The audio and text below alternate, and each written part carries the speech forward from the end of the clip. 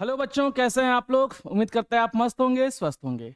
आज बच्चों मैं आपको पढ़ाने वाला हूं आपके मैक्रो इकोनॉमिक्स का एक सिंपल और easy chapter, that is balance of payment. ये चैप्टर बच्चों इजी है। एक दो क्वेश्चन बोर्ड एग्जाम में फिक्स हैं, इससे आने ही आने हैं। इसलिए जो भी चीज़ें इस वीडियो में पढ़ाई जाएंगी, बताई जाएंगी, उनको आप प्रॉपरली पढ़िएगा, नोट करिएगा। ठीक है बच्चों, चैप्टर इजी है, बिल्कुल टेंशन मत लीजिएगा। एक बार में आपको सारी सारी बातें समझ में आ जाएंगी।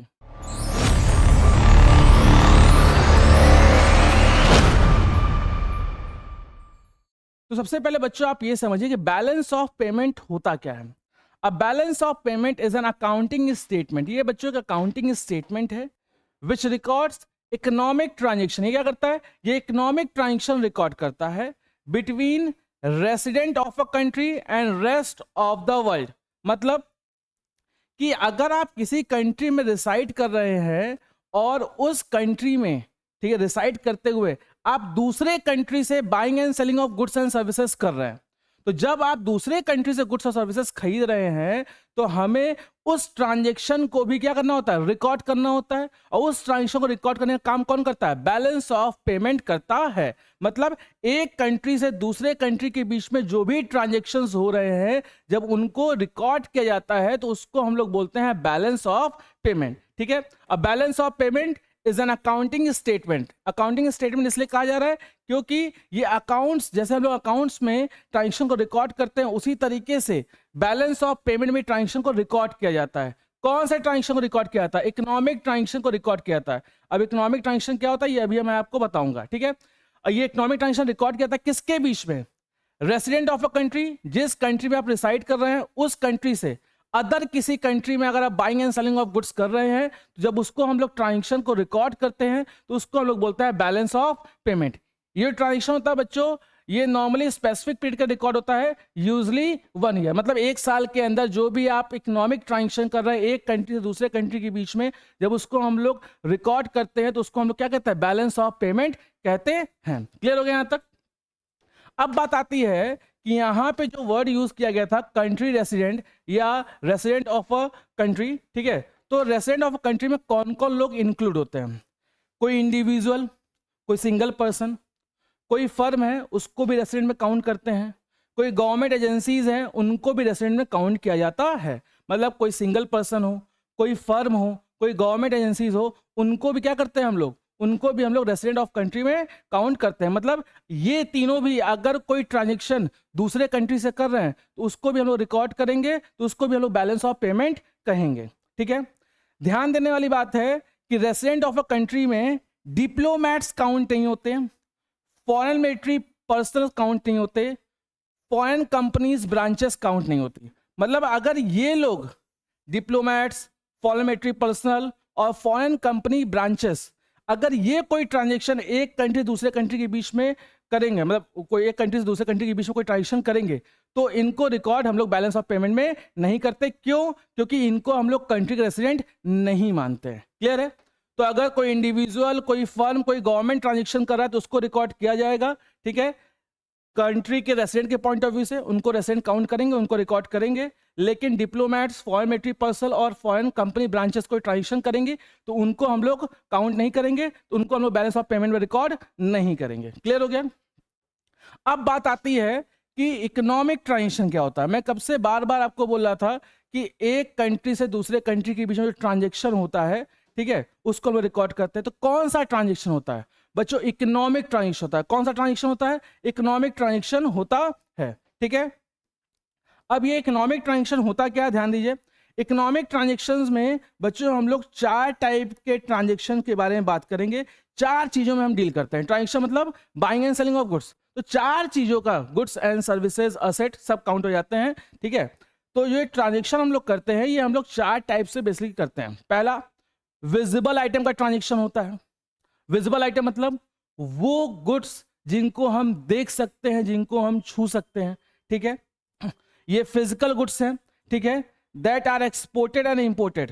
ठीक है, जो विजिबल गुड्स होते हैं इनको हम लोग क्या करते हैं? इनको हम लोग एक्सपोर्ट करते हैं और इंपोर्ट करते हैं। ठीक है, ये टेंजिबल इन नेचर होते हैं। टेंजिबल इन नेचर मतलब they can be seen and touch, तो सबसे पहले आप समझिए कि इकोनॉमिक ट्रांजैक्शन में हम लोग किसको काउंट करते हैं? इकोनॉमिक ट्रांजैक्शन में हम लोग विजिबल आइटम्स को काउंट करते हैं। दूसरा किसको काउंट करते हैं? Invisible item. इसका मतलब हो गया बच्चों सर्विसेज। क्या हो गया इसका मतलब? सर्विसेज। अगर एक कंट्री से दूसरे कंट्री के बीच में कोई सर्विस लिया जा रहा है या दिया जा रहा है तो उस ट्रांजैक्शन को भी हम लोग रिकॉर्ड करते हैं। तो पहला किसको रिकॉर्ड करते हैं? पहला हम लोग रिकॉर्ड करते हैं विजिबल आइटम को, ठीक है, ऐसे गुड्स जिनको हम देख सकते हैं, जिनको हम छू सकते हैं।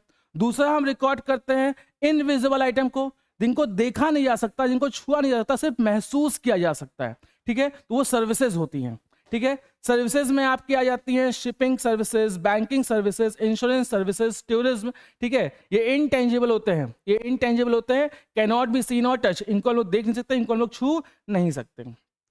इसके बाद थर्ड टाइप का जो ट्रांजैक्शन इकोनॉमिक ट्रांजैक्शन में काउंट किया जाता है वो है यूनिलैटरल सिंगल साइडेड ट्रांजैक्शन। मतलब कि हमने कुछ दिया लेकिन उसके रिटर्न में हमें वहां से कुछ मिलेगा नहीं।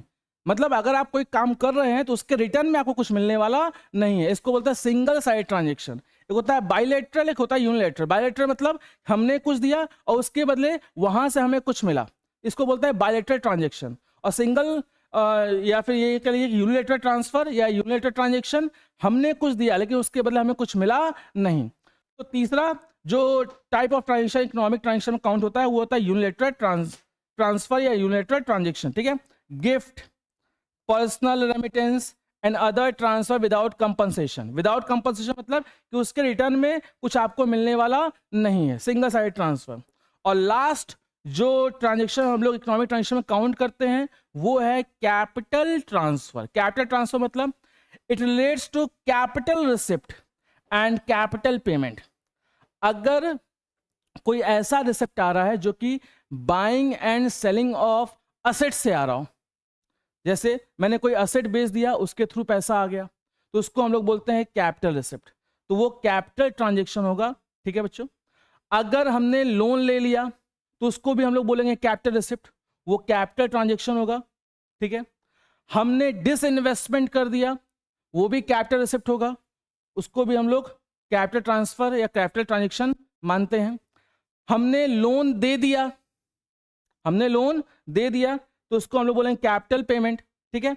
तो अगर कोई ट्रांजैक्शन ऐसा हो रहा है जो कि रेगुलर नेचर का नहीं है, रेकरिंग नेचर का नहीं है, रिपीटेड नेचर का नहीं है, ठीक है, तो उसको हम लोग बोलते हैं कैपिटल ट्रांसफर। इसके वजह से हमारा कोई असेट कम हो जाता है या हमारी लायबिलिटी बढ़ जाती है। क्लियर है? तो ये चार टाइप के ट्रांजैक्शन हम लोग रिकॉर्ड करते हैं। पहला विजिबल आइटम, ठीक है, गुड्स, विजिबल आइटम में गुड्स काउंट होते हैं जिनको हम देख सकते हैं, जिनको हम छू सकते हैं। दूसरा इनविजिबल आइटम, इसमें सर्विसेज काउंट होती हैं। तीसरा यूनिलैटरल ट्रांसफर, ठीक है, सिंगल साइड ट्रांसफर, इसके रिटर्न में हमें कुछ मिलता नहीं है। चौथा कैपिटल ट्रांसफर, कैपिटल ट्रांसफर में असेट्स का खरीदना बेचना और लायबिलिटीज का बढ़ना और घटना रिकॉर्ड होता है। तो जब ये चारों ट्रांजैक्शंस, ठीक है बच्चों, होते हैं एक कंट्री से दूसरे कंट्री के बीच में और इसको हम लोग रिकॉर्ड करते हैं, ठीक है, तो उसको हम लोग क्या बोलते हैं? उसको हम लोग बोलते हैं बैलेंस ऑफ पेमेंट। ठीक है बच्चों, यहां तक मीनिंग क्लियर है? अगर मीनिंग क्लियर है, सब कुछ क्लियर है, तो इसका आप लोग स्क्रीनशॉट ले लीजिए। हो गया स्क्रीनशॉट? अब नेक्स्ट देखिए, अब बात आती है structure of balance of payment का। बैलेंस ऑफ पेमेंट का स्ट्रक्चर क्या है? देखिए, balance of payment uses double entry system. Double entry system मतलब कि इसका एक डेबिट साइड होगा और एक क्रेडिट साइड होगा, ठीक है, इसका एक डेबिट साइड होगा और एक यहां पे क्रेडिट साइड होगा। एक डेबिट साइड होगा और एक क्रेडिट साइड होगा, ठीक है। जैसे अकाउंट्स में जो बच्चे अकाउंटिंग पढ़ रहे होंगे, ठीक है, जो 12th 11th 12th में अकाउंट्स लिए हैं उनको समझ में आ जाएगा कि अकाउंट्स में एक डेबिट साइड होता है, क्रेडिट साइड होता है, ठीक है। हर एक ट्रांजेक्शन का डबल इफेक्ट पड़ता है, कुछ उसके बदले आता है और कुछ जाता है। उसी तरीके से जब बैलेंस ऑफ पेमेंट की हम लोग बात करते हैं तो ये भी डबल एंट्री सिस्टम पे बेस्ड होता है। इसका भी एक डेबिट साइड होता है और एक क्रेडिट साइड होता है। Each transaction has two side, एक क्रेडिट साइड है और दूसरा डेबिट साइड है। ऑल इनफ्लो सोर्सेस, अगर पैसा आ रहा है, फॉरेन एक्सचेंज अगर हमारे पास आ रहा है तो उनको हम लोग क्रेडिट साइड रिकॉर्ड करते हैं। ध्यान दीजिएगा, अगर फॉरेन एक्सचेंज आएगा या फिर आप आसान भाषा में के लिए, अगर आपके पास पैसा आ रहा है तो उसको बच्चों हम लोग कहाँ रिकॉर्ड करेंगे, उसको हम लोग क्रेडिट साइड में रिकॉर्ड करेंगे। और अगर हमारे पास से फॉरेन एक्सचेंज जा रहा है, या ये कह लीजिए कि हमारे पास से पैसा जा रहा है, तो उसको हम लोग डेबिट साइड में रिकॉर्ड करते हैं। पैसा आएगा क्रेडिट साइड, पैसा जाएगा डेबिट साइड। जैसे देखिए यहाँ पे, ये मान लीजिए मेरा डेबिट साइड है और ये मेरा क्रेडिट साइड है, ठीक है। अगर मैं एक्सपोर्ट करूंगा, अगर मैं एक्सपोर्ट करूंगा तो गुड्स बेचूंगा, गुड्स बेचूंगा तो पैसा आएगा, पैसा आएगा तो कहाँ रिकॉर्ड होगा, पैसा आएगा तो क्रेडिट साइड, मतलब एक्सपोर्ट क्रेडिट साइड में रिकॉर्ड होगा। और वहीं पर अगर मैं इंपोर्ट करूंगा, फॉरेन कंट्री से मैं गुड्स खरीदूंगा तो उसके बदले मैं पेमेंट करूंगा, पेमेंट करूंगा तो मेरे कंट्री से पैसा जाएगा, तो पैसा जाएगा तो उसको हम लोग डेबिट साइड रिकॉर्ड करते हैं, ठीक है। अगर मैं कोई असेट खरीदूं, अगर मैं कोई असेट खरीदूं तो उसके बदले मेरे पास से पैसा जाएगा, जब पैसा जाएगा तो कहाँ रिकॉर्ड करेंगे, उसको हम डेबिट साइड रिकॉर्ड करेंगे। मतलब असेट अगर परचेज कर रहे हैं, असेट अगर परचेज कर रहे हैं तो वो डेबिट साइड में रिकॉर्ड होगा, और वहीं पर असेट अगर सेल कर रहे हैं, ठीक है, तो वो हम लोग क्रेडिट साइड में रिकॉर्ड करेंगे। क्लियर है। तो पैसा अगर आएगा तो वो क्रेडिट साइड में रिकॉर्ड होगा, इसको हम लोग पॉजिटिव साइड भी कहते हैं, इसको हम लोग बच्चों पॉजिटिव साइड भी कहते हैं। जो क्रेडिट साइड होता है इसको पॉजिटिव साइड कहते हैं क्योंकि इसके बदले पैसा आता है, और जो डेबिट होता है इसको हम लोग नेगेटिव साइड कहते हैं। नेगेटिव साइड क्यों कहते हैं, क्योंकि इसके बदले हमारे पास से पैसा जाता है। तो अगर पैसा आ रहा है तो उसको क्रेडिट साइड रिकॉर्ड करिएगा, अगर पैसा जाए तो उसको डेबिट साइड आप रिकॉर्ड करिएगा। क्लियर हो गया। तो यहाँ पे all inflow sources of foreign exchange are recorded on credit side, और आउटफ्लो या uses of foreign exchange, outflow हो रहा है या फॉरेन एक्सचेंज को आप यूज कर रहे हैं किसी चीज को खरीदने के लिए, तो उसको हम लोग डेबिट साइड में रिकॉर्ड करते हैं। तो structure of balance of payment में क्या सीखा आपने कि ये डबल एंट्री सिस्टम में बेस्ड होता है, इसका एक डेबिट साइड होता है, एक क्रेडिट साइड होता है। डेबिट साइड में outflow of foreign exchange record होता है, और क्रेडिट साइड में inflow of foreign exchange record होता है। अब नेक्स्ट आता है बैलेंस ऑफ पेमेंट का, बैलेंस का कॉन्सेप्ट कि इसके क्या बैलेंसेस होते हैं। बैलेंसेस मतलब या तो सरप्लस होगा मतलब फायदा होगा, या तो डेफिसिट होगा नुकसान होगा, या बैलेंस्ड होगा नो प्रॉफिट नो लॉस, ठीक है। तो इसी तरीके से बैलेंस ऑफ पेमेंट का जो बैलेंस होता है बच्चों तीन टाइप का है। पहला बैलेंस्ड बीओपी, दूसरा बीओपी सरप्लस, तीसरा बीओपी डेफिसिट। बैलेंस बीओपी कब होता है, when receipt of foreign exchange equal payment of foreign exchange. जितना पैसा आया, जितना पैसा आया उतना ही पैसा मेरे पास से गया, तो उसको हम लोग बोलते हैं बैलेंस्ड बीओपी। मतलब आप इसको ऐसा बोल सकते हैं कि जो क्रेडिट साइड है, जो क्रेडिट साइड है, ठीक है, क्रेडिट साइड में जो भी पैसा आया वो डेबिट साइड के इक्वल है। जितना पैसा आया उतना ही पैसा मेरे पास से गया, उसको हम लोग बोलते हैं बैलेंस्ड बीओपी। फॉरेन एक्सचेंज जितना आया उसको क्रेडिट साइड में रिकॉर्ड करेंगे, और जितना फॉरेन एक्सचेंज गया उसको डेबिट साइड में रिकॉर्ड करेंगे। जितना फॉरेन एक्सचेंज आया उतना ही फॉरेन एक्सचेंज मेरे पास से गया, उसको हम लोग बोलते हैं बैलेंस्ड बीओपी। नेक्स्ट है BOP surplus. Balance of payment surplus balance कब होता है, ठीक है। सरप्लस बैलेंस कब होगा बच्चों, जब रिसिप्ट ज्यादा हो, रिसिप्ट ज्यादा हो पेमेंट से। मतलब मेरे पास पैसा आए ज्यादा, मेरे पास पैसा आया ज्यादा, फॉरेन एक्सचेंज में हमारे कंट्री में आया ज्यादा और हमारे कंट्री से फॉरेन एक्सचेंज गया कम, तो उसको हम लोग बोलते हैं बीओपी सरप्लस, ठीक है। इसका मतलब आप इसको ऐसे ही बोल सकते हैं कि when credit side is more than debit side, when credit side is more than debit side it indicates balance of payment surplus balance. Clear बच्चों यहां तक। अब नेक्स्ट है बैलेंस ऑफ पेमेंट का डेफिसिट बैलेंस। डेफिसिट मतलब कि नुकसान हो गया, आया पैसा कम, रिसिप्ट कम हुआ, हमारे कंट्री में फॉरेन कंट्री जो पैसा आया है वो आया कम है, और हमारे कंट्री से फॉरेन कंट्री में जो पैसा गया वो गया ज्यादा है, ठीक है। फॉरेन कंट्री से फॉरेन एक्सचेंज आया कम और हमारे कंट्री जो फॉरेन एक्सचेंज गया वो गया ज्यादा, तो ऐसे केस को हम बोलते हैं बीओपी डेफिसिट। मतलब यहाँ पे आप बोल सकते हैं कि रिसिप्ट जो है ये आपका कम है और जो पेमेंट है वो आपका ज्यादा है, या फिर आप ये कह लीजिए कि जो क्रेडिट साइड में जितने भी ट्रांजेक्शन रिकॉर्ड हुए उनके थ्रू जो फॉरेन एक्सचेंज आया वो कम है, और डेबिट साइड में जो हमने पेमेंट वाले ट्रांजेक्शन रिकॉर्ड किए हैं वो ज्यादा है। When debit side is more than credit side, तो उसको हम लोग बोलते हैं डेफिसिट बीओपी, या फिर ये कह लीजिए when payment is more than receipt, उसको हम लोग बोलते हैं बीओपी डेफिसिट। ठीक है, तो जितना आया उतना ही गया, उसको बोलते हैं बैलेंस बीओपी। फॉरेन एक्सचेंज आया ज़्यादा गया कम, उसको बोलते हैं बीओपी सरप्लस।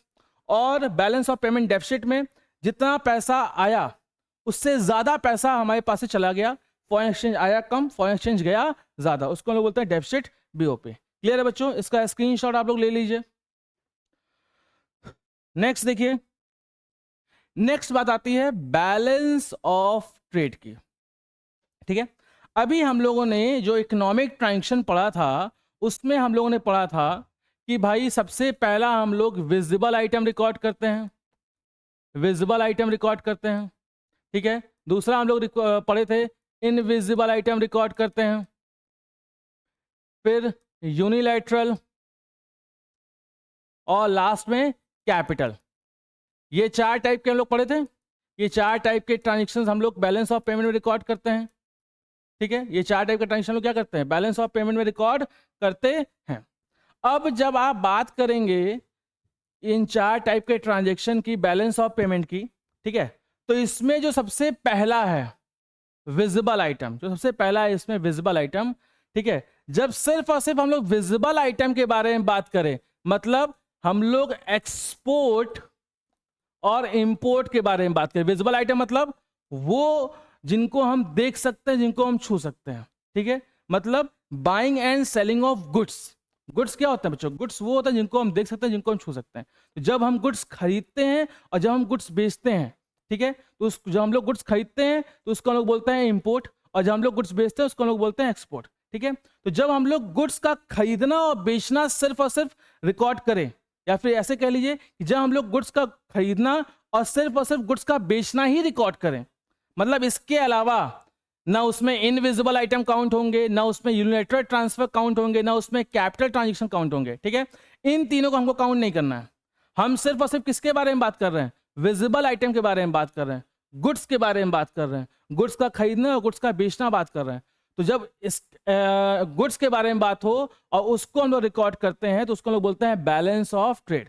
अब बैलेंस ऑफ ट्रेड डेफिनेशन देखिए क्या लिखा हुआ, a balance of trade refers to difference between amount of export of goods and import of visible item. यहां ध्यान दीजिएगा बच्चों, यहां पे क्या लिखा है, विजिबल आइटम। तो जब विजिबल आइटम का खरीदना और विजिबल आइटम का बेचना हम लोग रिकॉर्ड करें तो उसको हम लोग क्या बोलते हैं, उसको हम लोग बोलते हैं बैलेंस ऑफ ट्रेड। इसका फॉर्मूला क्या होगा बच्चों, इसका फॉर्मूला होगा एक्सपोर्ट माइनस इंपोर्ट। क्या होगा उसका फॉर्मूला, एक्सपोर्ट माइनस इंपोर्ट। देखिए यहां पे लिखा हुआ है formula, balance of trade is equal to export of goods minus import of goods. जब हम गुड्स खरीदें, ठीक है, और जब हम गुड्स बेचें, सिर्फ और सिर्फ गुड्स, तो उसको हम लोग बैलेंस ऑफ ट्रेड में रिकॉर्ड करते हैं। तो बैलेंस ऑफ ट्रेड क्या हो गया, जो सिर्फ और सिर्फ विजिबल आइटम को रिकॉर्ड करता है, उसको इनविजिबल आइटम से मतलब नहीं है, उसको यूनिटरी ट्रांजैक्शन से मतलब नहीं है, उसको कैपिटल ट्रांजैक्शन से मतलब नहीं है। क्लियर हो गया। तो बैलेंस ऑफ ट्रेड क्या है भाई, ये difference between amount of export and import of visible item है। सिर्फ और सिर्फ इसमें विजिबल आइटम की बात होती है, बहुत ध्यान दीजिएगा। Position in BOP, export are entered as credit side. Obvious सी बात है, जब हम एक्सपोर्ट करेंगे बच्चों, जब हम लोग एक्सपोर्ट करेंगे तो पैसा आएगा, तो आएगा पैसा तो किधर रिकॉर्ड करेंगे भाई, क्रेडिट साइड में। ठीक है, तो ध्यान दीजिएगा यहाँ पर क्रेडिट साइड मतलब पॉजिटिव साइड। तो अगर हम लोग एक्सपोर्ट करेंगे तो पैसा आएगा, और जब पैसा आएगा तो उसको हम लोग कहाँ रिकॉर्ड करेंगे, उसको हम लोग क्रेडिट साइड में रिकॉर्ड करते हैं। और जब हम लोग इंपोर्ट करेंगे, इंपोर्ट और enter on debit side, negative item. जब हम लोग इंपोर्ट करेंगे मतलब फॉरेन कंट्रीज से हम गुड्स खरीदेंगे, जब फॉरेन कंट्रीज से हम गुड्स खरीदेंगे मेरे पास से पैसा जाएगा, और पैसा जाएगा उसको कहाँ रिकॉर्ड करेंगे, डेबिट साइड में या फिर नेगेटिव साइड में रिकॉर्ड करते हैं। तो अगर एक्सपोर्ट करेंगे तो बच्चों उसको हम लोग पॉजिटिव साइड में, क्रेडिट साइड में रिकॉर्ड करते हैं, और अगर इंपोर्ट करेंगे तो उसको हम लोग डेबिट साइड और नेगेटिव साइड में रिकॉर्ड करते हैं। क्लियर हो गया। BOT is just a part of balance of payment. ध्यान दीजिएगा, balance of trade is just a part of balance of payment. बच्चों बैलेंस ऑफ पेमेंट में चारों ट्रांजेक्शन रिकॉर्ड होते हैं, विजिबल, इनविजिबल, यूनिलैटरल और कैपिटल। बैलेंस ऑफ पेमेंट जो है वो वाइडर कॉन्सेप्ट है, ठीक है, और बैलेंस ऑफ ट्रेड जो है सिर्फ नैरोअर कॉन्सेप्ट है। बैलेंस ऑफ पेमेंट में चारों ट्रांजेक्शन रिकॉर्ड होते हैं, विजिबल, इनविजिबल, यूनिलैटरल, कैपिटल। लेकिन बैलेंस ऑफ ट्रेड में सिर्फ और सिर्फ विजिबल आइटम रिकॉर्ड होते हैं, ठीक है। तो बैलेंस ऑफ ट्रेड छोटा है, ये सिर्फ विजिबल आइटम रिकॉर्ड करता है। बैलेंस ऑफ पेमेंट बड़ा कॉन्सेप्ट है, वो विजिबल को भी रिकॉर्ड करता है, उसके अलावा 3 और ट्रांजेक्शन को रिकॉर्ड करता है। तो balance of trade is just a part of balance of payment. Balance of trade क्या है? बैलेंस ऑफ पेमेंट का पार्ट है, ठीक है। And plays a crucial role in deciding the overall situation of balance of payment of country, ठीक है। Obvious सी बात है भाई, बैलेंस ऑफ पेमेंट का पार्ट है तो ये भी एक इंपॉर्टेंट रोल प्ले करेगा, ठीक है, बैलेंस ऑफ पेमेंट के सिचुएशन को डिसाइड करने में। It is also known as balance of visible trade. अगर क्वेश्चन में या एग्जाम में आपको बैलेंस ऑफ विजिबल ट्रेड के बारे में पूछ दे तो भी आप बैलेंस ऑफ ट्रेड ही लिखेंगे, ठीक है। विजिबल ट्रेड से आप घबरा मत जाइएगा, विजिबल ट्रेड मतलब बैलेंस ऑफ ट्रेड ही हो गया। या फिर क्वेश्चन बोल दे ट्रेड बैलेंस, तो इससे भी घबराने की जरूरत नहीं है, ये भी बैलेंस ऑफ ट्रेड के बारे में ही बात करते हैं। बैलेंस ऑफ ट्रेड क्या है? बैलेंस ऑफ ट्रेड वो है जो कि सिर्फ और सिर्फ विजिबल आइटम को रिकॉर्ड करता है, बाकी किसी ट्रांजेक्शन को रिकॉर्ड नहीं करता। अगर एक्सपोर्ट होगा तो भाई उसको हम लोग पॉजिटिव साइड में रिकॉर्ड करेंगे, ठीक है। और अगर इंपोर्ट होगा तो उसको हम लोग नेगेटिव साइड में रिकॉर्ड करते हैं। Balance of trade is just a part of balance of payment, clear है। Balance of payment is a wider concept and balance of trade is a narrower concept. Clear हो गया बच्चों यहां तक? अब इसके बाद हम लोग को बात करनी है बैलेंस ऑफ ट्रेड का कॉन्सेप्ट, ठीक है। बैलेंस ऑफ ट्रेड का कॉन्सेप्ट। अब जब हम लोग बैलेंस ऑफ ट्रेड कॉन्सेप्ट की बात करेंगे तो भाई इसमें भी 3 बैलेंसेस हैं, ठीक है। इसमें भी 3 बैलेंस है। पहला बैलेंस्ड, दूसरा सरप्लस और तीसरा डेफिसिट। अगर बैलेंस्ड बोला है, बैलेंस बीओटी मतलब जितना एक्सपोर्ट है उतना ही इंपोर्ट है, जितना एक्सपोर्ट है उतना ही इंपोर्ट है। मतलब इसमें भी क्या है बच्चों, इसमें भी हमारा क्रेडिट साइड जो है वो डेबिट साइड के इक्वल है। मतलब बैलेंस ऑफ ट्रेड में एक्सपोर्ट के थ्रू जो इनफ्लो ऑफ फॉरेन एक्सचेंज हुआ, ठीक है, उतना ही इंपोर्ट के through outflow of foreign exchange हो गया। जितना फॉरेन एक्सचेंज आया एक्सपोर्ट के थ्रू उतना ही पैसा हमारे पास से चला गया, उतना ही फॉरेन एक्सचेंज हमारे पास चला गया इंपोर्ट के थ्रू। तो इसको हम लोग बोलते हैं बैलेंस बीओटी। बीओटी सरप्लस कब होता है? बीओटी सरप्लस कब होगा? जब एक्सपोर्ट ज्यादा हो, ठीक है, इंपोर्ट से। एक्सपोर्ट ज्यादा हो इंपोर्ट से, मतलब पैसा आए, फॉरेन एक्सचेंज आए ज्यादा और इंपोर्ट के थ्रू जो फॉरेन एक्सचेंज जाएगा वो जाए कम, क्लियर है। तो एक्सपोर्ट ज्यादा हो इंपोर्ट कम हो, उस केस में हम लोग बोलते हैं BOT surplus. When country export more goods then its import, जब कंट्री एक्सपोर्ट ज्यादा कर रही है और इंपोर्ट कम कर रही है तो ऐसे केस में बीओटी हमारा क्या होता है? सरप्लस होता है। The balance of trade is favourable, इसको कहते हैं फेवरेबल बैलेंस, ठीक है, favourable balance of trade. Trade is said to be surplus, उस टाइम पे हम लोग सरप्लस कहते हैं कि जो बैलेंस ऑफ ट्रेड है वो सरप्लस है, ठीक है। बीओटी डेफिसिट, डेफिसिट कब होगा? डेफिसिट तब होगा बच्चों जब एक्सपोर्ट कम हो जाए, एक्सपोर्ट कम हो जाए और इंपोर्ट ज्यादा हो जाए। मतलब फॉरेन एक्सचेंज हमारे कंट्री में एक्सपोर्ट के थ्रू आए कम और हमारे कंट्री से फॉरेन एक्सचेंज जाए ज्यादा इंपोर्ट के थ्रू, मतलब पैसा आया कम और जाए ज्यादा, तो उसको हम लोग बोलते हैं balance of trade deficit. When import of goods exceeds, import of goods ज्यादा है एक्सपोर्ट ऑफ गुड्स से, इंपोर्ट ज्यादा एक्सपोर्ट कम, the country is said to have a deficit balance. क्या कहा जाता है? कंपनी कंपनी नहीं country, a country said to have a deficit balance of trade. तो ऐसे केस में डेफिसिट बैलेंस कहा जाता है, इसको अनफेवरेबल बैलेंस भी कहते हैं। क्लियर हो गया बच्चों? इसका स्क्रीनशॉट लेना चाहते आप लोग ले सकते हैं। नेक्स्ट देखिए, component of balance of payment. अब हम लोग बैलेंस ऑफ पेमेंट में जो ट्रांजेक्शन्स होते हैं उनको हम लोग कहाँ रिकॉर्ड करते हैं, कैसे रिकॉर्ड करते हैं, उसके बारे में जानने जा रहे हैं, ठीक है। तो बैलेंस ऑफ पेमेंट में जो भी ट्रांजेक्शन होता है वो हम लोग करेंट अकाउंट में और कैपिटल अकाउंट में रिकॉर्ड करते हैं। 2 अकाउंट में रिकॉर्ड होता है, current account and capital account, ठीक है। डेफिनेशन, करेंट, सबसे पहले लोग पढ़ेंगे बच्चों करेंट अकाउंट। यहां पे हम लोग पहले पढ़ने जा रहे हैं करेंट अकाउंट, ठीक है। ध्यान दीजिएगा, बैलेंस ऑफ पेमेंट के जो भी ट्रांजेक्शन होते हैं वो 2 अकाउंट में रिकॉर्ड होते हैं, एक होता है करेंट अकाउंट, दूसरा होता है कैपिटल अकाउंट। सबसे पहले हम लोग करेंट अकाउंट के बारे में बात करने जा रहे हैं। Current account refers to an account, ये एक अकाउंट है, विच रिकॉर्ड्स, जो कि रिकॉर्ड करता है ऑल द ट्रांजेक्शन को रिकॉर्ड करता है relating to export and import of goods and services. ठीक है, export of goods and services record होता है, यूनिलैटरल ट्रांसफर रिकॉर्ड होता है। ठीक है, और ध्यान दीजिएगा यहां पर कि किस किस के बारे में बात कर रहा है, एक्सपोर्ट इंपोर्ट के बारे में बात कर रहा है, किसका किसका, गुड्स का। फिर बात कर रहा है एक्सपोर्ट और इंपोर्ट रिकॉर्ड करते हैं, किसका किसका, सर्विसेज का। और क्या रिकॉर्ड करते हैं, unilateral transfer.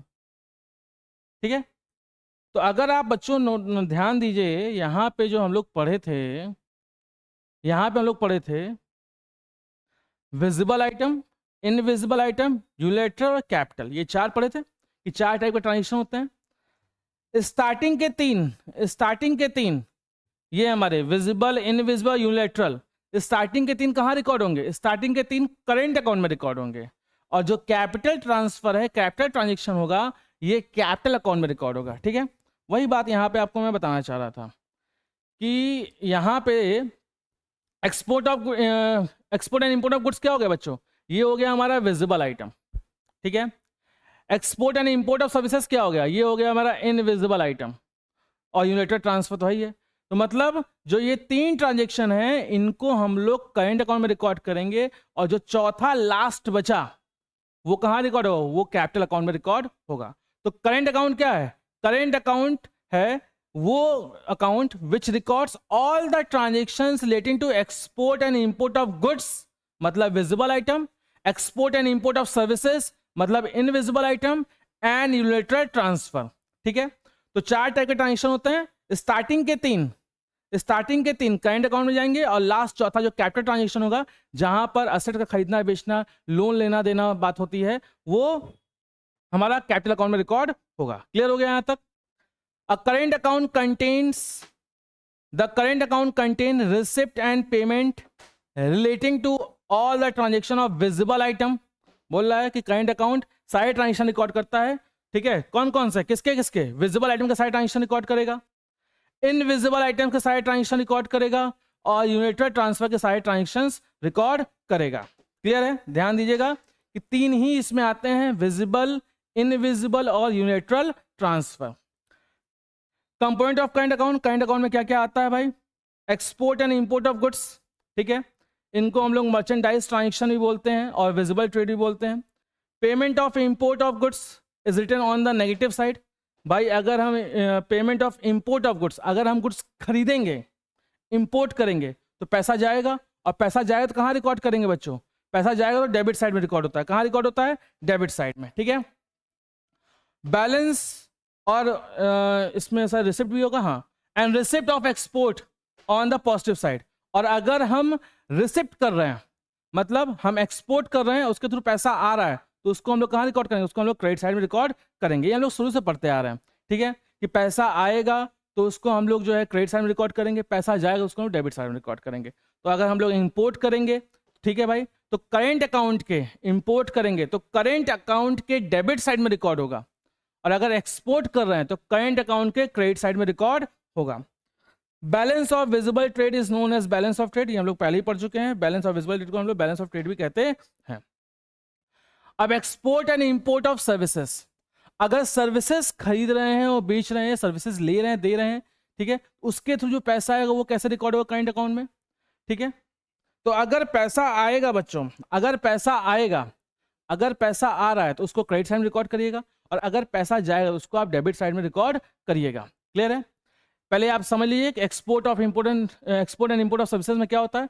Includes a large variety of non factor services, invisible item sold and purchase by the resident of country. ठीक है, जब रेसिडेंट ऑफ कंट्री जो है factor item and non factor item, ठीक है, यहाँ पे फैक्टर आइटम भी होगा, फैक्टर सर्विसेज और नॉन फैक्टर सर्विसेज। ध्यान दीजिएगा, सर्विसेज दो टाइप की होती हैं, एक फैक्टर सर्विसेज होती है, एक नॉन फैक्टर सर्विसेज होती है। फैक्टर सर्विसेज मतलब services which are given for the production of goods and services. ठीक है, कोई गुड्स प्रोड्यूस करने में जो सर्विसेज दे रहे हैं उसको बोलते हैं फैक्टर सर्विसेज, और कोई और सर्विसेज दे रहे हैं, ठीक है, तो उसको हम लोग बोलते हैं नॉन फैक्टर सर्विसेज। तो includes a large variety of factor services and non factor services. Payment are either received or made to the other countries and from the rest of the world. भाई या तो हम payment लेंगे services के बदले, या तो हम पेमेंट देंगे। क्लियर है? तो अगर हम सर्विस जाके दिए हैं तो हम पैसा लेंगे, और अगर हमने सर्विस ली है तो हम पैसा देंगे। ठीक है? Services are generally of 3 kind: shipping, banking and insurance. ठीक है, नॉर्मली जो आपके बुक में दिया हुआ है वो यही दिया हुआ है कि शिपिंग सर्विसेज हैं, बैंकिंग सर्विसेज हैं, इंश्योरेंस सर्विसेज हैं। Payment are made on the negative side and receipt on the positive side. अगर हम पेमेंट कर रहे हैं तो उसको हम नेगेटिव साइड में, मतलब उसको हम लोग बच्चों डेबिट साइड में रिकॉर्ड करेंगे।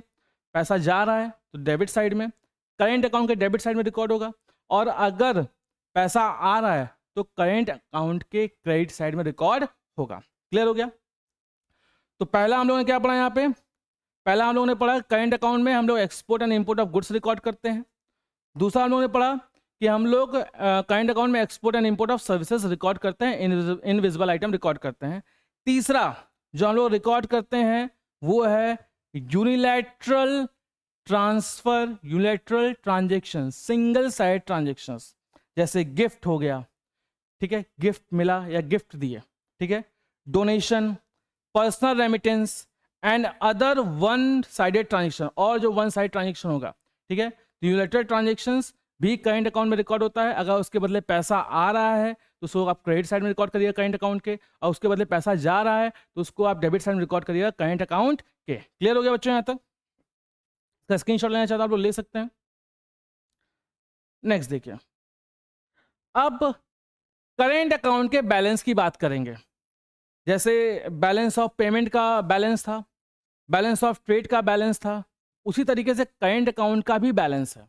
और जब करेंट अकाउंट के बैलेंस की बात करेंगे भाई, तो करेंट अकाउंट के बैलेंस में सरप्लस बैलेंस और डेफिसिट बैलेंस की बात हो रही है। ठीक है, सरप्लस बैलेंस मतलब when credit item are more than debit item, foreign exchange आया ज़्यादा है और गया कम है। विजिबल आइटम के थ्रू, इनविजिबल आइटम के थ्रू और यूनिलैटरल ट्रांसफर के थ्रू जो फॉरेन एक्सचेंज आया है हमारी कंट्री में, ठीक है, उसको हम लोगों ने करेंट अकाउंट के क्रेडिट साइड में रिकॉर्ड किया था। तो क्रेडिट साइड ज़्यादा है और डेबिट साइड कम है। फॉरेन एक्सचेंज आया ज़्यादा और फॉरेन एक्सचेंज गया कम। क्लियर है? Indicates inflow of foreign exchange. ये क्या इंडिकेट करता है कि फॉरेन एक्सचेंज हमारे कंट्री में इनफ्लो हुआ है। ऑब्वियस सी बात है, फॉरेन एक्सचेंज आया ज़्यादा है तो इसको क्या बोलेंगे? इनफ्लो बोलेंगे। करेंट अकाउंट सरप्लस, CAS मतलब current account surplus, arises when value of export of goods and services is more than value of import. वही बात है कि एक्सपोर्ट ज़्यादा है, एक्सपोर्ट ज़्यादा करेंगे, पैसा आएगा ज़्यादा और जाएगा कम। Signifies that nation is a lender to the rest of the world. अब यहाँ पे बच्चों आप समझिए, इस वर्ड का, इस लाइन का मतलब समझिए कि ये लाइन कहना क्या चाहता है। जब आपका करेंट अकाउंट में सरप्लस बैलेंस होगा, इसका मतलब आपके पास फॉरेन एक्सचेंज ज़्यादा आया है, और जब आपके पास फॉरेन एक्सचेंज ज़्यादा आया है तो उस फॉरेन एक्सचेंज को आप क्या कर सकते हैं? दूसरे कंट्रीज़ को, जो ज़रूरतमंद कंट्रीज़ हैं, उनको आप उधार दे सकते हैं। ठीक है, इसीलिए कहा गया कि करेंट अकाउंट सरप्लस के थ्रू जब एक्सेस पैसा आ जाता है, या ये कह लिए करेंट अकाउंट सरप्लस में जो बैलेंस है वो सरप्लस बैलेंस है, हमारे पास पैसा ज़्यादा है। जब हमारे पास पैसा ज़्यादा है तो उस पैसे को हम यूज़ कर सकते हैं दूसरे कंट्री को लैंड करने में। तो अगर हमारा कंट्री का current account surplus, current account का बैलेंस सरप्लस में है, तो ये इंडिकेट करता है कि भैया हम लैंडर हैं to the rest of the world, हम रेस्ट ऑफ द वर्ल्ड को पैसा दे सकते हैं। Current account deficit when debit item are more than credit item, मतलब फॉरेन कंट्री जो पैसा आया वो कम आया, और हमारे कंट्री जो फॉरेन करेंसी गया वो ज़्यादा गया। आया कम और गया ज़्यादा। ठीक है, आया कम मतलब जब पैसा कम आएगा तो क्रेडिट साइड कम हो जाएगा, और जाएगा ज़्यादा और डेबिट साइड ज़्यादा हो जाएगा। तो when debit side is more than credit item, जब डेबिट साइड ज़्यादा है, क्रेडिट साइड कम है, तो उसको हम लोग बोलते हैं करेंट अकाउंट डेफिसिट। ठीक है, ये इंडिकेट करता है net outflow of foreign exchange. Net outflow of foreign exchange मतलब कि हमारे कंट्री से फॉरेन एक्सचेंज ज़्यादा गया है। ठीक है, हमारे कंट्री से गया ज़्यादा है और आया कम है।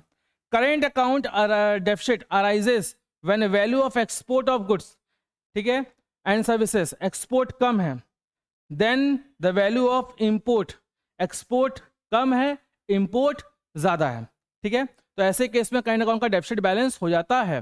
ध्यान दीजिएगा ये वाली लाइन का फिर से, signifies that nation is borrower from rest of the world.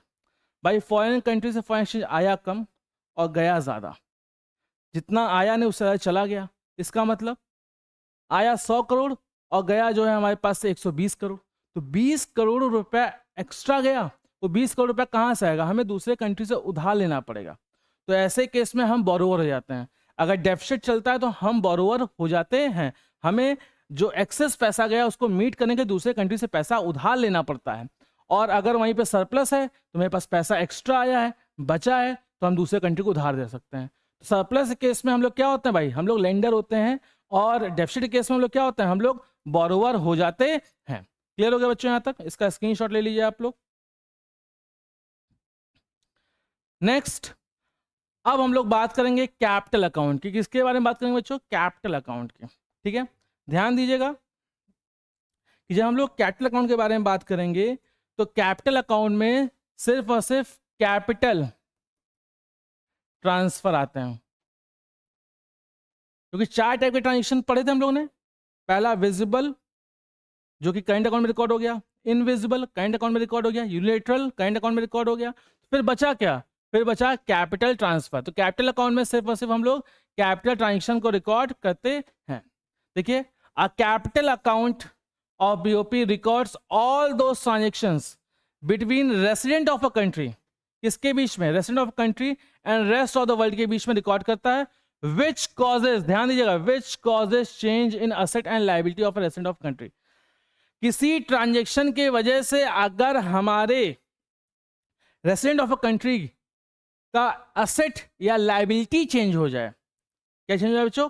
Asset या लायबिलिटी चेंज हो जाए, मतलब असेट बढ़ जाए या लायबिलिटी कम हो जाए, ठीक है, या असेट कम हो जाए, लायबिलिटी बढ़ जाए। तो अगर ऐसा कोई इफेक्ट हो रहा है किसी ट्रांजेक्शन के वजह से, तो वो ट्रांजेक्शन कैपिटल अकाउंट में रिकॉर्ड होगा। क्लियर है? Rest of the world, which cost change in, जिसके वजह से क्या हो जाए? असेट में चेंज हो जाए या फिर लायबिलिटीज में चेंज हो जाए। किसके? रेसिडेंट ऑफ अ कंट्री के। रेसिडेंट ऑफ कंट्री के एसेट में चेंज हो जाए या लायबिलिटी में चेंज हो जाए, तो वो ट्रांजेक्शन कैपिटल अकाउंट में रिकॉर्ड किया जाता है, ठीक है। या फिर गवर्नमेंट के भी। It is related to claim and liabilities of financial nature. Obvious बात है, इसमें क्लेम और लायबिलिटीज रिकॉर्ड होते हैं। कर्जा या तो बढ़ता है या तो यहाँ पे कम होता है। की कैरेक्टरिस्टिक क्या है इसके? Capital account is concern with financial transfer, इसमें फाइनेंशियल ट्रांसफर्स होते हैं। It does not have any direct effect on income, इसका कोई इफेक्ट बच्चों इनकम, आउटपुट एंड एम्प्लॉयमेंट पे नहीं पड़ता। ध्यान दीजिएगा, करेंट अकाउंट के ट्रांजेक्शन का इफेक्ट इनकम पे भी पड़ेगा, आउटपुट पे भी पड़ेगा और एम्प्लॉयमेंट पे भी पड़ेगा, ठीक है। लेकिन कैपिटल अकाउंट के ट्रांजेक्शन का कोई इफेक्ट इनकम पे भी नहीं पड़ेगा, आउटपुट पे भी नहीं पड़ेगा और एम्प्लॉयमेंट पे भी नहीं पड़ेगा। ये बहुत ध्यान से सुनिएगा और नोट करिएगा। ये करेंट अकाउंट के ट्रांजेक्शन का इफेक्ट इनकम, एम्प्लॉयमेंट और आउटपुट पे पड़ता है, लेकिन कैपिटल अकाउंट का इफेक्ट इनकम, एम्प्लॉयमेंट और आउटपुट पे नहीं पड़ता। ये डायरेक्ट आपकी लायबिलिटी बढ़ाता है, या असेट बढ़ाता है घटाता है, या लायबिलिटी बढ़ाता और घटाता है। क्लियर हो गया? तो ये बातें ध्यान रखिएगा बच्चों कि इनकम, एम्प्लॉयमेंट और आउटपुट पे करेंट अकाउंट का इफेक्ट पड़ता है, कैपिटल अकाउंट का इफेक्ट नहीं पड़ता है। 2 main component of current account, 2 क्या? 3 होंगे। यहाँ पे 3 कंपोनेंट होंगे, 2 और ये तीसरा, ठीक है। 3 कंपोनेंट है बच्चों, ये 2 नहीं, यहाँ पे 3 होगा, ठीक है। 3 main component of capital account. पहला, borrowing and lending to and from abroad. अगर हम अब्रॉड से, फॉरेन कंट्री से लोन ले रहे हैं या फॉरेन कंट्री को लोन दे रहे हैं, फॉरेन कंट्री से लोन ले रहे हैं या फॉरेन कंट्रीज को लोन दे रहे हैं, तो उसको बच्चों हम लोग कैपिटल अकाउंट में रिकॉर्ड करते हैं। क्लियर हो गया? और transaction relating to borrowing from abroad, borrowing from abroad मतलब फॉरेन कंट्री से लोन लिए बाई प्राइवेट सेक्टर या गवर्नमेंट सेक्टर, चाहे प्राइवेट सेक्टर वाले से लोन ले चाहे गवर्नमेंट सेक्टर वाले से लोन ले, अगर लोन ले रहे हैं तो भाई वो कैपिटल अकाउंट में रिकॉर्ड होगा। और लोन दे रहे हैं तो भी कैपिटल अकाउंट में रिकॉर्ड होगा, सिर्फ लेना नहीं, लोन दे रहे हैं तो भी कैपिटल अकाउंट में रिकॉर्ड होगा। Receipt of such loan and repayment of loan और to buy foreigners are record on the positive side. अगर लोन ले रहे हैं भाई, ठीक है, लोन ले रहे हैं या फॉरेन कंट्रीज वाले लोन चुका रहे हैं, मतलब हमने उनको जो लोन दिया था वो उसका रीपेमेंट कर रहे हैं। भाई आज हम लोन लिए हैं, ठीक है, और कभी कभार तो ऐसा भी हुआ होगा कि हमने कभी तो उनको लोन दिया होगा, जब हमने उनको लोन दिया होगा तो वो आज उस लोन का रीपेमेंट कर रहे हैं। मतलब जब वो रीपेमेंट करते पैसा आएगा, हम लोन लेंगे तो भी पैसा आएगा, फॉरेन कंट्रीज को जो लोन दिए थे जब वो रीपेमेंट करेंगे तो भी पैसा आएगा, और पैसा आएगा, फॉरेन एक्सचेंज आएगा, तो उसको हम लोग क्रेडिट साइड में रिकॉर्ड करते हैं। All transaction of lending to abroad by private sector and government, ठीक है, इसमें जो भी है भाई टू एंड बाई, मतलब एक आसान तरीके से समझ लीजिए कि लोन ले रहे हैं, ठीक है, चाहे प्राइवेट सेक्टर द्वारा चाहे गवर्नमेंट सेक्टर द्वारा, तो उसको हम लोग कैपिटल अकाउंट में रिकॉर्ड करते हैं। क्लियर हो गया बच्चों यहाँ तक? तो इतना क्लियर है कि इसमें हम लोग क्या रिकॉर्ड करते हैं, इसमें boring and lending to and from abroad, foreign country से लोन ले रहे हैं, फॉरेन कंट्रीज को लोन दे रहे हैं, तो उसका रिकॉर्डिंग जो है कैपिटल अकाउंट में किया जाता है। नेक्स्ट, और क्या कैपिटल अकाउंट में रिकॉर्ड होता है? Investment to and from abroad, foreign countries वाले हमारे कंट्री में इन्वेस्टमेंट करें या हमारे कंट्री के लोग फॉरेन कंट्रीज में इन्वेस्टमेंट करें, दोनों इन्वेस्टमेंट चाहे फॉरेन कंट्रीज वाले हमारे कंट्री में करें या हमारे कंट्री वाले फॉरेन कंट्री में करें, दोनों का दोनों इन्वेस्टमेंट कैपिटल अकाउंट में ही रिकॉर्ड होगा, ठीक है। Investment to and from abroad, ठीक है, वहां वाले इन्वेस्टमेंट हमारे यहाँ करें या हम लोग इन्वेस्टमेंट फॉरेन कंट्रीज में करें, दोनों के दोनों कैपिटल अकाउंट में रिकॉर्ड होने वाले हैं। Investment by rest of the world in shares of Indian companies, ठीक है, वो इंडियन कंपनी में पैसा इन्वेस्ट कर रहे हैं, रियल एस्टेट में इन्वेस्ट कर रहे हैं। Such investment from abroad are recorded on the positive side, investment आ रहा है भाई, फॉरेन कंट्री वाले इन्वेस्टमेंट कर रहे हैं, इन्वेस्टमेंट करेंगे तो पैसा आएगा, पैसा आएगा उसको लोग क्रेडिट साइड में रिकॉर्ड करते हैं। As they bring in foreign exchange, इसके बदले हमारे क्या होता है, हमारे कंट्री फॉरेन एक्सचेंज आता है। Investment by resident, Indian resident in shares of foreign companies, India वाले फॉरेन कंट्रीज में कोई इन्वेस्टमेंट कर रहे हैं, जो ये नहीं कि इन्वेस्टमेंट सिर्फ शेयर्स में ही हो, ठीक है, जो ये नहीं कि इन्वेस्टमेंट सिर्फ शेयर्स में ही हो, आप वहाँ पे ज़मीन मकान भी खरीद सकते हैं, आप वहाँ पे बिल्डिंग भी खरीद सकते हैं, ठीक है। तो अगर आप इन्वेस्टमेंट कर रहे हैं तो आपके पास से पैसा जाएगा, और जब आपके पास से पैसा जाएगा तो उसको हम लोग डेबिट साइड में रिकॉर्ड करते हैं, ठीक है, it is record on the debit side, इसको हम लोग कहाँ रिकॉर्ड करते हैं, डेबिट साइड में रिकॉर्ड करते हैं। इन्वेस्टमेंट बेसिकली टू टाइप के देखे जाते हैं, पहला फॉरेन डायरेक्ट इन्वेस्टमेंट, दूसरा portfolio investment. Foreign direct investment क्या है भाई, जब आपको इन्वेस्टमेंट करने की वजह से वहां पे फॉरेन कंट्रीज में कोई डायरेक्ट कंट्रोल मिले, पोसेशन मिल जाए, कंट्रोल मिल जाए, मतलब आप वहां के लीगली ओनर माने जाए, कंट्रोल है, आप चाहे उसको बेच सकते हैं, खरीद सकते हैं, तो ऐसे केस में उसको हम लोग बोलते हैं फॉरेन डायरेक्ट इन्वेस्टमेंट। और कभी कभार कोई इन्वेस्टमेंट ऐसा होता है जहां पे आपको डायरेक्ट कंट्रोल नहीं मिलता, पूरा कंप्लीट पोजीशन नहीं मिलता। जब आप इन्वेस्टमेंट इन शेयर्स करते हैं बच्चों, जब आप शेयर्स में इन्वेस्टमेंट करते हैं तो वहां पे आपको पूरा डायरेक्ट कंट्रोल नहीं मिलता, ठीक है, तो उसको हम लोग बोलते हैं पोर्टफोलियो इन्वेस्टमेंट। लेकिन अगर आप कोई जमीन खरीद ले रहे हैं, लैंड खरीद ले रहे हैं, कोई बिल्डिंग खरीद ले रहे हैं, तो ऐसे केस में पूरा का पूरा डायरेक्ट कंट्रोल मिल जाता है, उसको हम लोग बोलते हैं फॉरेन डायरेक्ट इन्वेस्टमेंट। तो इन्वेस्टमेंट बेसिकली दो टाइप के हैं, अगर डायरेक्ट कंट्रोल मिल रहा है तो उसको बोलते हैं फॉरेन डायरेक्ट इन्वेस्टमेंट, और अगर पूरा कंट्रोल नहीं मिल रहा है, पूरा पोजीशन नहीं मिल रहा है, तो ऐसे केस में उसको बोलते हैं पोर्टफोलियो इन्वेस्टमेंट। क्लियर हो गया? तो पहला हम लोग क्या रिकॉर्ड करते हैं भाई, यहाँ पे ध्यान दीजिए, पहला बोरोइंग रिकॉर्ड करते हैं, फॉरेन कंट्रीज से लोन ले या फॉरेन कंट्रीज को लोन दे। दूसरा हम लोग क्या रिकॉर्ड करते हैं, इन्वेस्टमेंट रिकॉर्ड करते हैं, फॉरेन कंट्रीज वाले हमारे यहाँ पे इन्वेस्टमेंट करें या हम लोग फॉरेन कंट्रीज में इन्वेस्टमेंट करें। क्लियर हो गया? Next,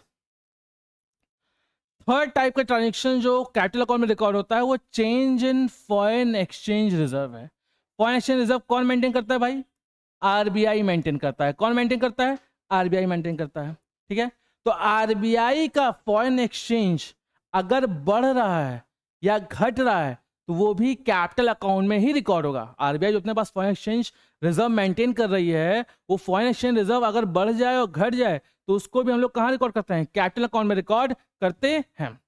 foreign exchange reserves are the financial asset. ये क्या है बच्चों? ये फाइनेंशियल एसेट है, ठीक है, ऑफ द गवर्नमेंट। ये किसका फाइनेंशियल एसेट है? गवर्नमेंट का फाइनेंशियल एसेट है। इन द सेंट्रल बैंक, कहाँ पढ़ा जाता है? सेंट्रल बैंक में पढ़ा जाता है, सेंट्रल बैंक में रखा जाता है। A change in foreign exchange, a change in foreign exchange serve as the financial item in India's BOP. अगर फॉरेन एक्सचेंज में चेंज हो रहा है तो ये फाइनेंशियल आइटम है, इसको बैलेंस ऑफ पेमेंट में रिकॉर्ड किया जाता है और कैपिटल अकाउंट में रिकॉर्ड किया जाता है। ध्यान दिया, कैपिटल अकाउंट में रिकॉर्ड किया जाता है, करंट अकाउंट में रिकॉर्ड नहीं किया जाता। Any withdrawal from the reserve, अगर आप रिजर्व से पैसा निकाल रहे हैं, रिजर्व से फॉरेन एक्सचेंज निकल रहा है, ठीक है, is recorded on the positive side, credit side में इसको रिकॉर्ड करते हैं, ठीक है। And any addition to those reserve is recorded on the negative side, और अगर आप कोई एडिशन कर रहे हैं तो उसको नेगेटिव साइड में रिकॉर्ड करते हैं। बहुत ध्यान समझिएगा बच्चों, थोड़ा सा कॉन्सेप्ट उल्टा हो गया है। अभी तक हम लोग क्या पढ़ रहे थे कि आ रहा है तो डेबिट साइड, जा रहा है तो आ रहा है तो क्रेडिट साइड और जा रहा है तो डेबिट साइड, आ रहा है तो क्रेडिट साइड और जा रहा है तो डेबिट साइड। यहाँ उल्टा हो गया। यहाँ पे क्या बोल रहा है, एनी विड्रॉल, अगर आप विड्रॉ कर रहे हैं, निकाल रहे हैं पैसा, तो वो क्रेडिट साइड में रिकॉर्ड होगा, और अगर आप पैसा लगा रहे हैं तो उसको डेबिट साइड में रिकॉर्ड करते हैं। It is noted that change in reserve is recorded in the balance of payment account and not reserve, ठीक है। चलिए, इससे आपको कोई मतलब नहीं है फिलहाल। आप इतना समझ लीजिए कि पैसा अगर निकालेंगे तो भाई उसको हम लोग कहाँ रिकॉर्ड करेंगे, उसको हम लोग क्रेडिट साइड में रिकॉर्ड करेंगे, और पैसा अगर बढ़ेगा तो उसको हम लोग डेबिट साइड में रिकॉर्ड करते हैं। एक्चुअली ये लायबिलिटी का पॉइंट ऑफ व्यू होता है, निकाल रहे हैं तो लायबिलिटी कम हो जाती है तो उसको क्रेडिट साइड में, और अगर पैसा जो है जमा कर लायबिलिटी बढ़ जाता है, उसको हम लोग डेबिट साइड में रिकॉर्ड करते हैं। नेक्स्ट, इसका स्क्रीनशॉट लेना चाहते बच्चों आप लोग ले सकते हैं, यहाँ पे थोड़ी सी कहानी उल्टा है, इसका आप लोग स्क्रीनशॉट ले लीजिए। नेक्स्ट आइए, बैलेंस इन कैपिटल अकाउंट, फिर वही सेम कॉन्सेप्ट, कैपिटल अकाउंट का बैलेंस, भाई जैसे करेंट अकाउंट का बैलेंस था, बैलेंस ऑफ ट्रेड का बैलेंस था, उस तरीके से कैपिटल अकाउंट का बैलेंस होगा। कैपिटल अकाउंट का बैलेंस क्या बोल रहा है भाई, the transaction which leads to inflow of foreign exchange like receipt of loan from abroad, sale of asset. देखिए क्या बात यहाँ बोल रहा है कि ट्रांजेक्शन्स जिसके वजह से इनफ्लो ऑफ फॉरेन एक्सचेंज हो, जैसे कि receipt of loan from abroad, loan लिए हैं, सेल ऑफ असेट, असेट बेचे हैं, या फिर शेयर्स बेचे हैं, तो are recorded on the credit side. इनको हम लोग कहाँ रिकॉर्ड करते हैं, इसको हम लोग क्रेडिट साइड में रिकॉर्ड करते हैं।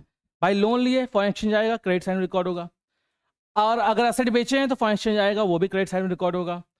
शेयर्स बेच दिए, उसके बाद पैसा आएगा, वो भी क्रेडिट साइड में रिकॉर्ड होगा।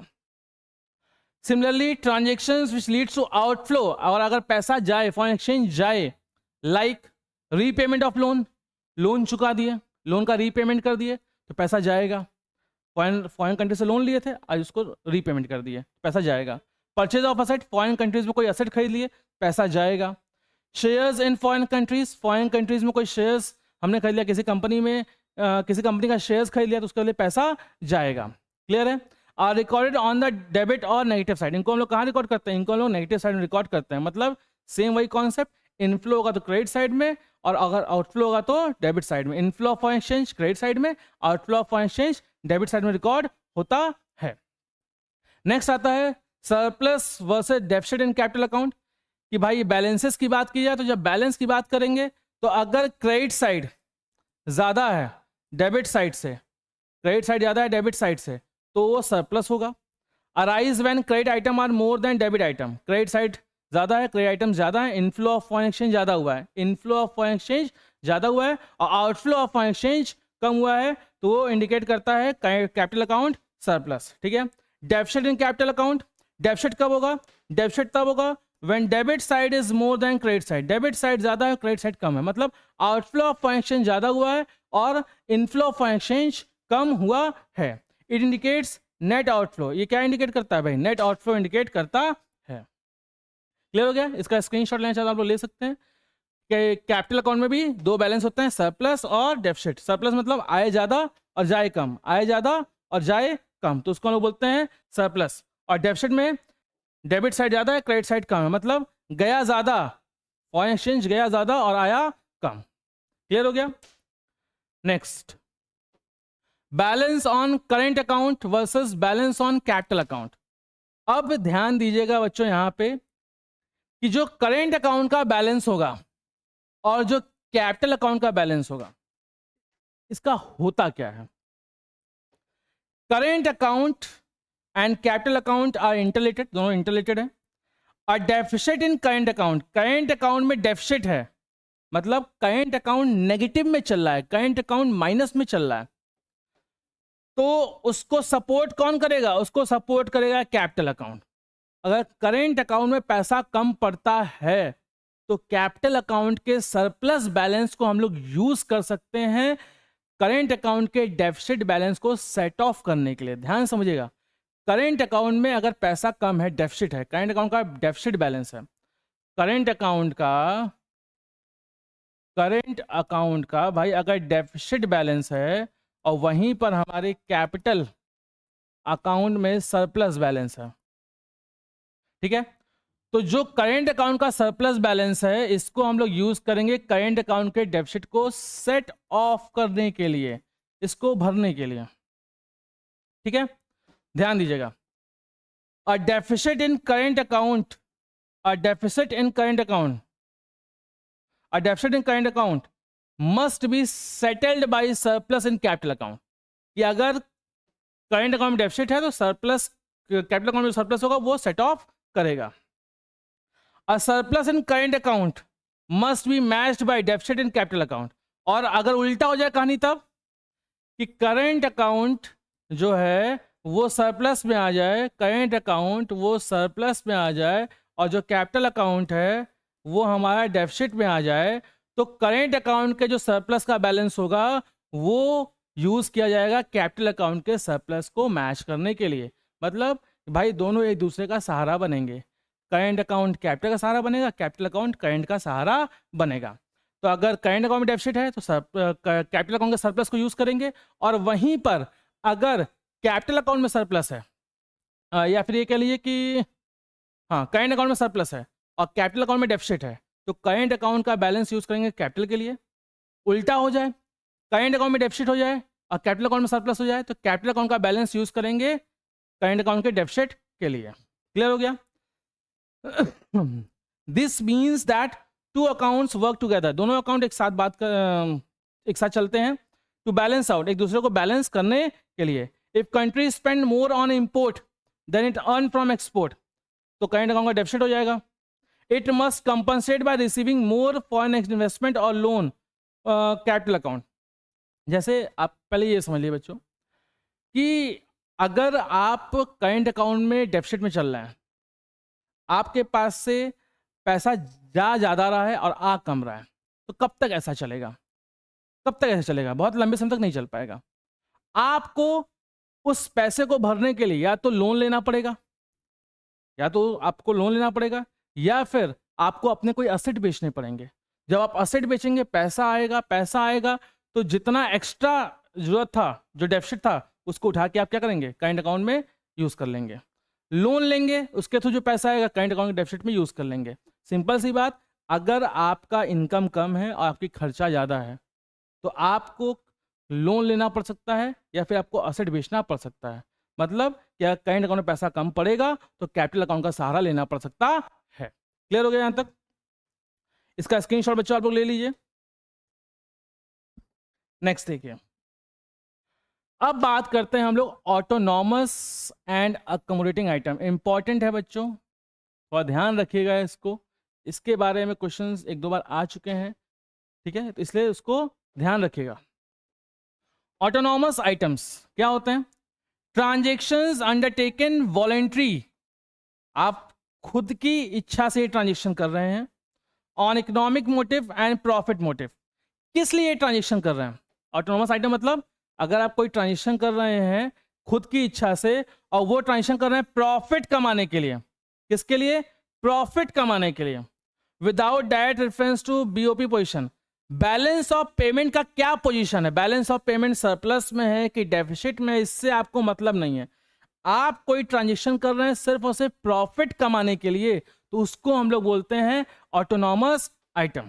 ठीक है, ध्यान दीजिएगा, इसका कोई लेना देना बैलेंस ऑफ पेमेंट से नहीं होता है। आपने ट्रांजेक्शन किया है सिर्फ और सिर्फ प्रॉफिट कमाने के लिए, फायदा होगा तो आप ट्रांजेक्शन करेंगे। बैलेंस ऑफ पेमेंट भले ही डेफिसिट में, उससे हमको मतलब नहीं है। बैलेंस ऑफ पेमेंट भले ही सरप्लस में हो, हमको उससे मतलब नहीं है। फायदा दिखेगा मैं ट्रांजेक्शन करूंगा। तो अगर कोई ट्रांजेक्शन आप कर रहे हैं प्रॉफिट कमाने के लिए, ठीक है, बैलेंस ऑफ पेमेंट से आपको मतलब नहीं कि उसमें क्या बैलेंस चल रहा है, तो उसको हम लोग बोलते हैं ऑटोनॉमस आइटम। और अकोमोडेटिंग आइटम क्या होता है?